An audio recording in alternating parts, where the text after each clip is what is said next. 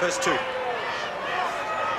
might well have been the replacement hooker. I suppose Tonga, after a solid performance in many respects against the All Blacks the opening night, might have been considered favourites by many people, but they have actually beaten Tonga the last two times they've played in World Cups. 87, that's a long time ago, admittedly. 37-4, big win for Canada.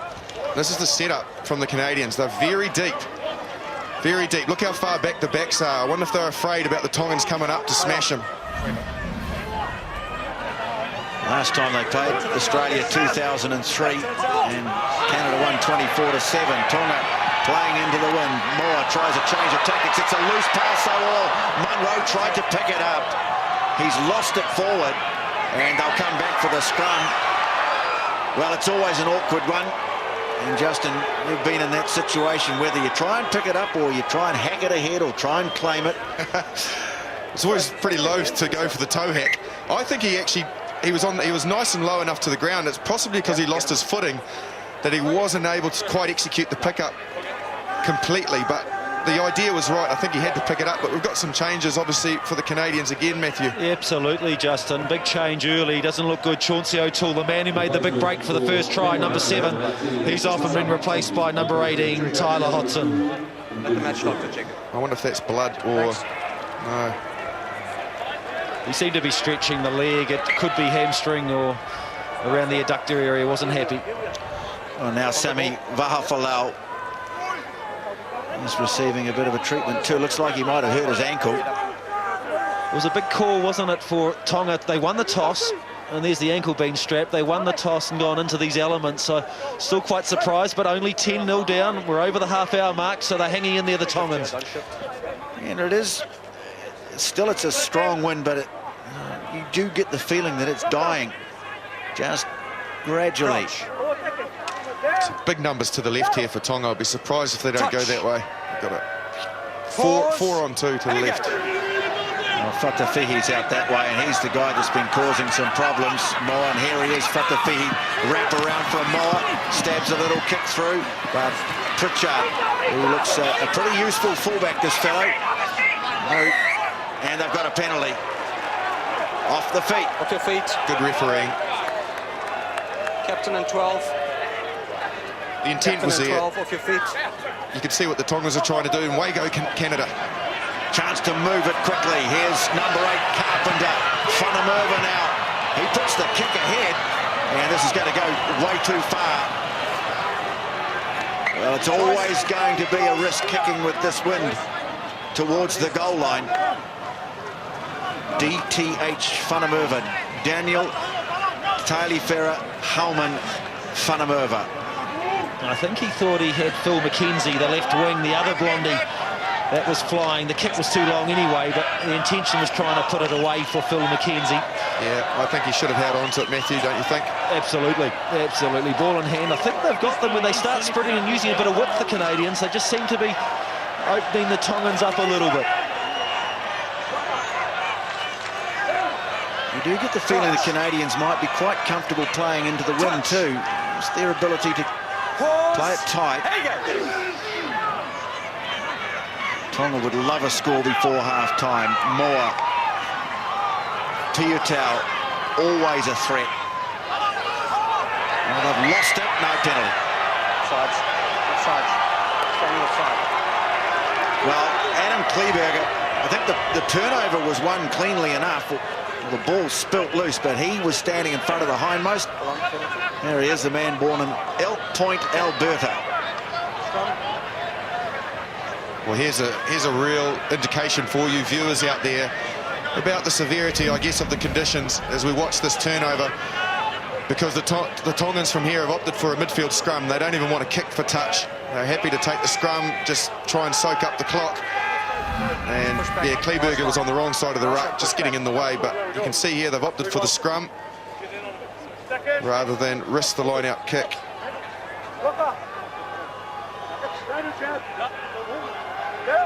Crouch. Tight head, man on this side for Tonga. Kisi Pulu plays for Perpignan in France.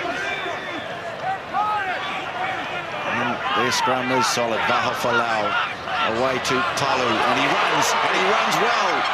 Kleberger gets back though, makes the tackle. Vahafalau smuggles it away to Vaioma. Maka now charging it up. Taumalolo goes in to help out. Tamani now.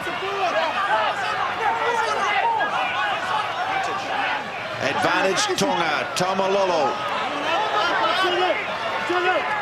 Oh, nice work there from Ryan Smith going into contest possession, but they've got it away now. It's being knocked away by Monroe, so they'll come back for the penalty. I'll throw your hands up.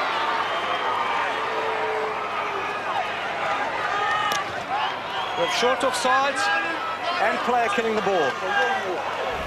Well, here's the break from Palu. Kleberger did brilliantly well. He was outpaced from the scrum because it was such a solid scrum, as you mentioned, Tony. Captain. From there, he just dug in there and did very well. And this is where the penalty short offsides close to the ruck. happened. Give you a chance to talk to your players. Failing which, we're going to look at alternative action. I'll just stop there. If you picked up Kaplan talking to the Canadian captain there, he said that a lot of their penalties are coming from close to the ruck where they're being offside. So they're trying to be a nuisance, but you've got to stay onside to do that. They're on a warning. Yeah, and Monroe, the Canadian number 10, he's the deputy at the moment as they... Time on. Are they going to point for the post or are they going to go for the line out? Here they are. The Tongans want to get over. They want a 5-pointer before half-time.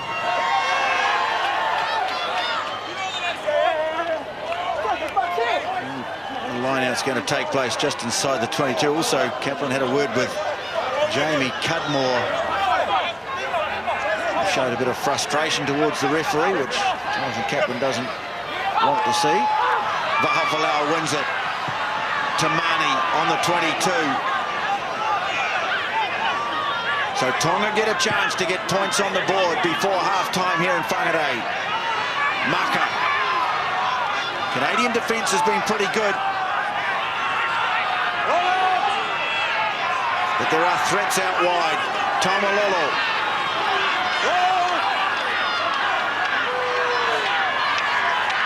Tulu, the prop waiting for it. Here he is.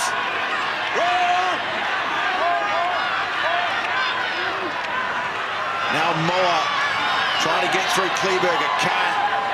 Flanker makes the tackle, still on the 22. So Canada have stood their ground. Tamani has a go. This is good defence. And they're meeting force with force, Canada. Now Piotau looks to get it wide. Vanikolo.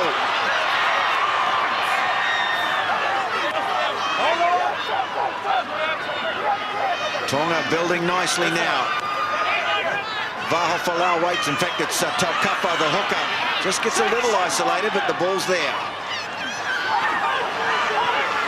Now Vanikolo moves it on. Taumalolo trying to hold him up as Hearn, the right winger.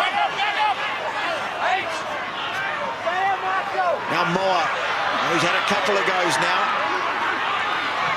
And Vahafalau finds a little bit of space through the middle. Onside. Maka over it well. They were able to force their way over the line against the All Blacks the other night, and looks like they're going to try and do the same here. Tamani stands off, but he's hit hard in the tackle by Cudmore. This is great defence from Canada. Can they continue to hold out? Taumalolo. Canada fighting to keep this up off the ground. Eventually comes through Tamani. This is inspired stuff from the Canadians. But Vanikolo always slipped. Now he's fallen awkwardly, but he's got it back on the Tongan side to Moa. Now they look to swing it wide. Piotau! Sioli Piotau scores for Tonga. What a great moment to strike just before the break.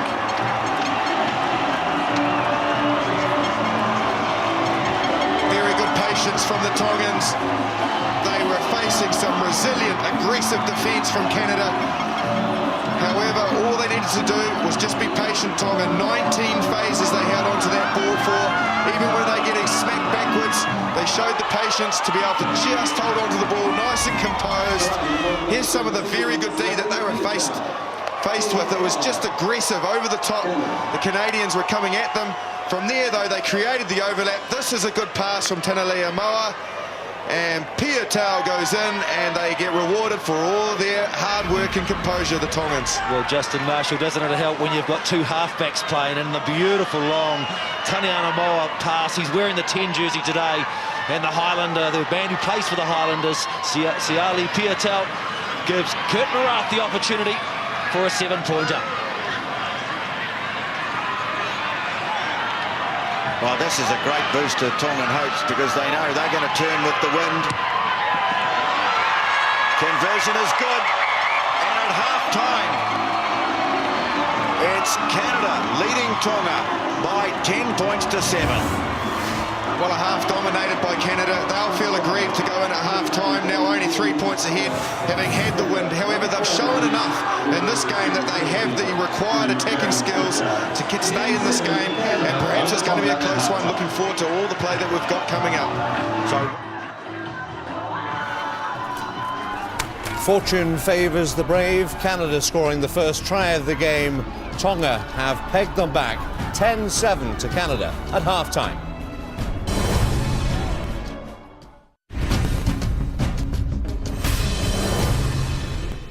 So far, so good. Half-time in Canada's opening Pool A game. For a long time, gentlemen, it looked like they'd go in at half-time with a 10-point lead, but they've been pegged back in the late stages of that first half. We'll talk about the significance of the Tongan try in just a moment, but what do we make of that Canadian performance so far? Well, fantastic. Just what we asked for. They came out, they were all fired up. They weathered a bit of a storm the first 2 or 3 minutes, but fantastic play. We took our chances, we used the wind, and a lot of passion on display. So great to see for me, Brian. Yeah, great tackling, and they're going to really have to keep it up for the second half, playing into the wind. Obviously, that late try stings a bit, but Canada's going to have to really suck it up, dig deep, and play a hard 40 minutes. Let me show you the highlights from that first half. Canada making its debut at the 2011 Rugby World Cup in Pool A against Tonga, resting 11 players, I remind you, from their opening game against the All Blacks. But Canada ready to go, and off they go in that first half after weathering the storm. DTH van der Merwe to Ryan Smith, handing it off to Jeb Sinclair for the try. Just the sort of start they wanted. At the other end, some wayward kicking from Kurt Morath certainly didn't help the cause of the Tongans.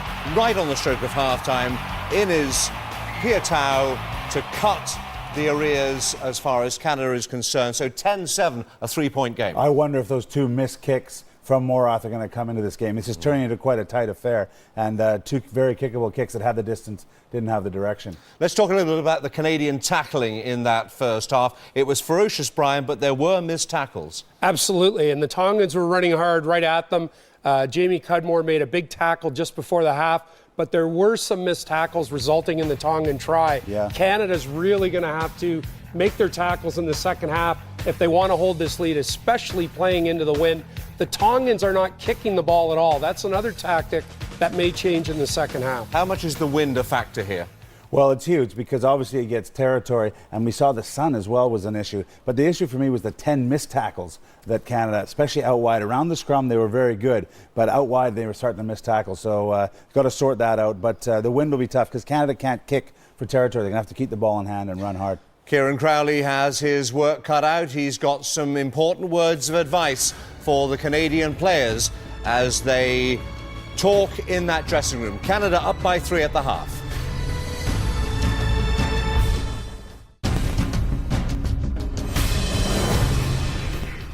Earlier in Pool D, Samoa's opener against 0-1 Namibia. It's Samoa in blue and out to a great start. Khan Fotuali runs into the kick and up the sideline, shedding that big tackle to put Samoa up by 7 points to nil. 39th minutes, Samoa leading 25-0. Theans Kotze gets rocked by Paul Williams. Well, he'll be headed to the sin bin for that no-arms tackle. 54th minute, Daryl De La Harpe pitches it outside to Alassana Tuilagi. He streaks down the sideline, his 3rd try of the day. Samoa wins their opener by 49 points to 12. And here are the updated standings in Pool D. Samoa and Fiji both winners and both with the bonus point. Interestingly, ahead of the defending world champions, South Africa. I think that might change in the days and weeks to come. We are looking ahead to the second half of Canada's opening match against Tonga. Quick word about a couple of key players for Canada. Riordan and O'Toole injured in the first half. Yeah. Riordan in the blood bin. O'Toole doesn't look like he's coming back at all. No, you saw Riordan with a big cut on his head. He'll have a chance to stay